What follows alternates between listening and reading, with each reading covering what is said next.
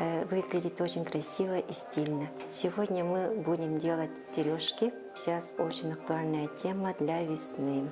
Нам нужен сам сутаж, жесткий фетр, стразы, капля. Для изнанки эко-кожу я использую сегодня. Зажигалка, утконос, ножницы, клей, момент особо прочный, также швензы, мелкий бисер, бусы и мононить 0,15.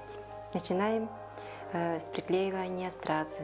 Для этого мы берем и загибаем фетр.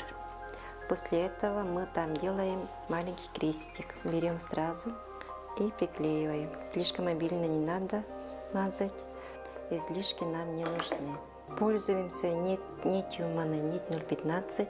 Слишком длинную не надо брать, потому что запутается. Начинаем с середины. Середина у нас будет овальная часть. И шьем, выходя из изнанки, по середке нашего сутажа.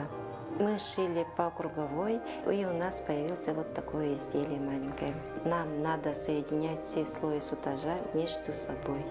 Закрепляем 2-3 стежками, шьем в одном месте действия, которые должны повторяться.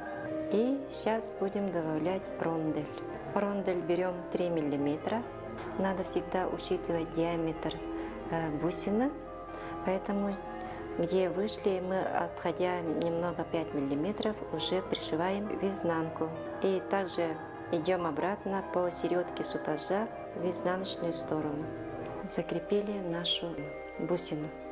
Затем мы закрепляем наш завиток. Закручиваем сутаж, закрепляем.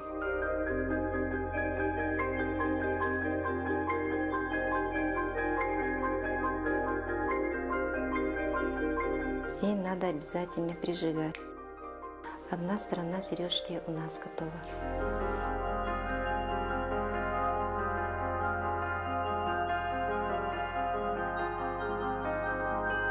Наши сережки готовы.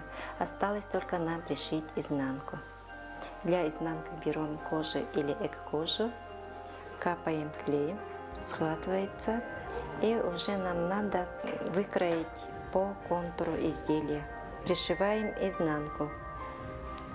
Наши сережки готовы.